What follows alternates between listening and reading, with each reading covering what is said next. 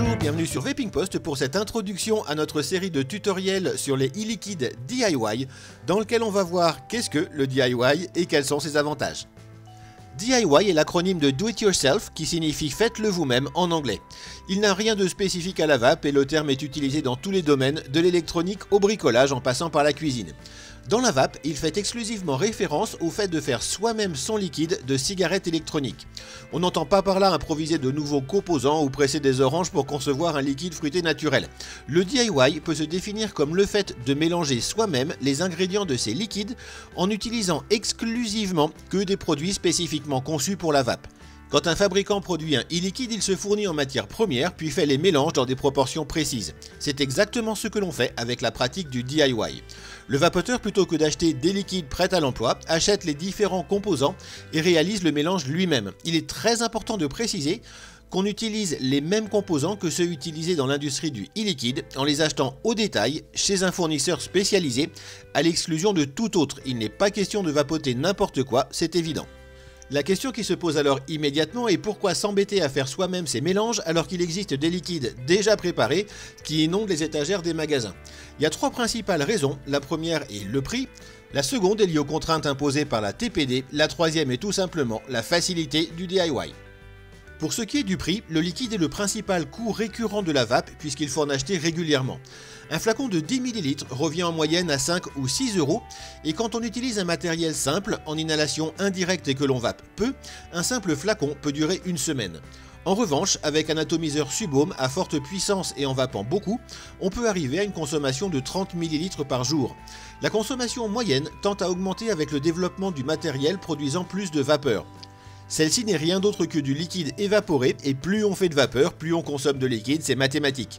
Le matériel récent tend ainsi à faire du prix du liquide un critère essentiel. Avec des liquides prêts à vaper, le budget peut ainsi monter à 18 € par jour.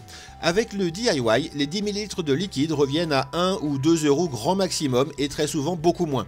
On est donc à un tarif en moyenne 6 fois moins élevé et sur l'année, cela peut faire une différence considérable.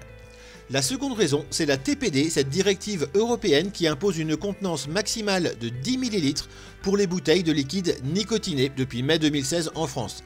Fini les bouteilles de 30 ou de 120 ml dont le prix au millilitre était bien plus intéressant puisqu'il limitait le coût du packaging.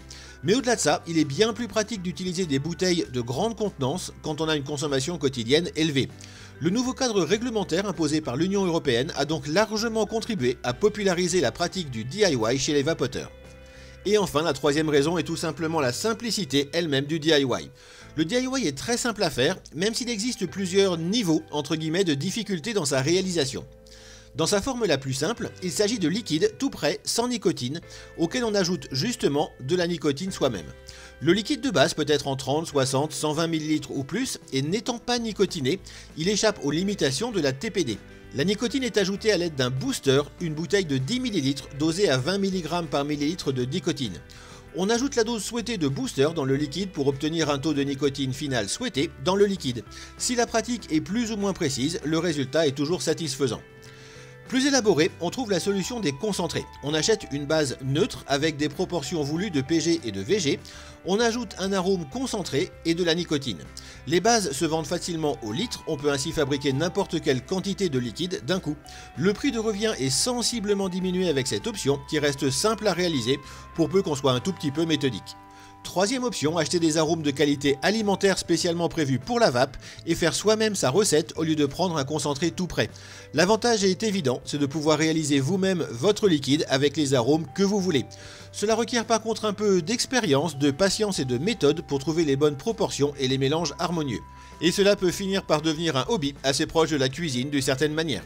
Nous vous avons concocté toute une série de tutoriels pour faire de manière extensive le tour de la question des e-liquides DIY. Vous pouvez bien sûr les retrouver sur cette chaîne YouTube, dans la playlist correspondance et bien sûr sur Vaping Post, l'intégralité de notre guide sur les e-liquides DIY. Toute l'équipe de Vaping Post se joint à moi pour vous remercier d'avoir suivi cette vidéo et vous souhaiter une excellente vape.